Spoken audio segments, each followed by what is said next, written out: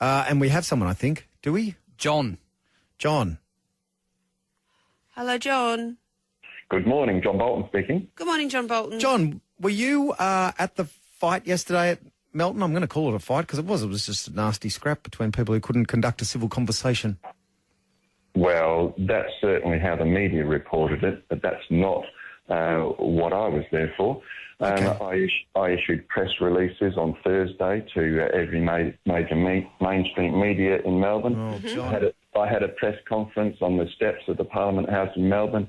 I've issued written manifestos. Are you an organiser then, John? Am I right to assume that?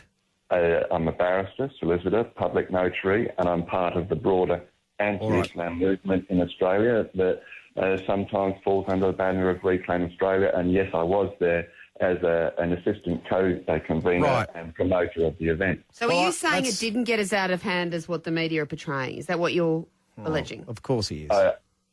What I'm saying is I've been to 4 or 5 Reclaim Australia rallies. The very first one that I went to in Adelaide had absolutely no violence or scuffles.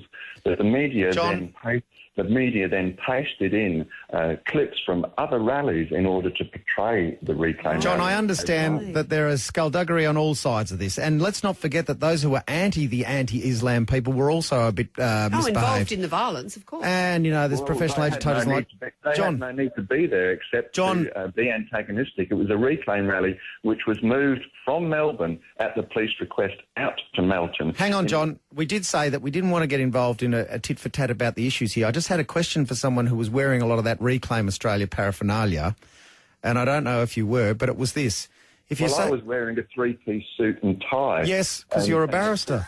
I know, John. Because none of that hit the media, because the media's not actually interested in the argument. No, I understand that. Well, you can't say you. I'm asking questions. I'm not pointing fingers. And one of the questions I wanted to ask all those people who were proudly wearing the Australian flag, face masks and capes, if you're so busy wanting to reclaim Australia, how come you're wearing a whole lot of stuff that's made in China, that's the Australian flag? Good point. And secondly, if you want to reclaim Australia, why don't you choose a flag that doesn't have a Union Jack on it, which is more the United Kingdom than Australia?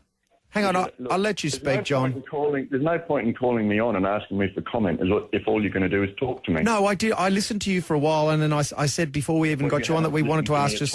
have you? John, we said quite clearly that we wanted to speak to someone who was there wearing the paraphernalia, right? Because we had 2 questions to ask them. We didn't say we wanted to give you a platform to ring up with your bigotry and racism. Okay. Can I finish that sentence? Could you please tell me what it is you say that I have said that is either bigoted or racist? Anti-Islam to me is a bigoted statement saying I'm already against something before I even understand it. That's what it is. What I'm against is 250 child marriages occurring in Australia. Okay, you know what, John? I understand you have a right to your opinion, but we were very clear that we said we didn't want to get dragged down into the quagmire of tit-for-tat arguments. You're entitled to your opinion. You've used 2 labels which have no content whatsoever. John, I just wanted to ask you, if you're so busy reclaiming Australia, how come all the flags you're wearing are made in China and the Union Jack's from England? I'm reclaiming Australia for those who wish to live under Australian civil and criminal law in priority over Sharia law. Thank you, John. You've made that clear on a number of occasions. I think we shall agree to misfire and misopinionise. Well, you're the guy who said it wasn't going to descend into tit-for-tat. Well, you took it there. I just wanted to know if you're happy about reclaiming Australia with stuff that wasn't even made in Australia or had Australia on it.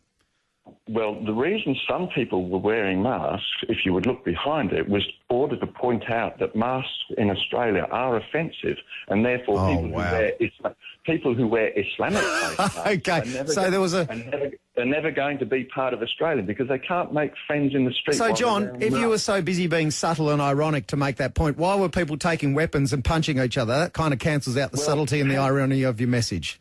Have you heard that ASIO stopped a group of Muslims with automatic weapons coming to the Melton rally in order to shoot it up? Have you heard that yet? No, I don't listen to enough media. Look, we're going to have to leave this now. No, and if you had, you wouldn't report it in the same manner, would you? I'm not reporting anything. I actually just wanted to ask a couple of questions. John, you've had a fair go, I reckon, okay? And I'm sorry if you've got me agitated, but I think you've done that quite deliberately.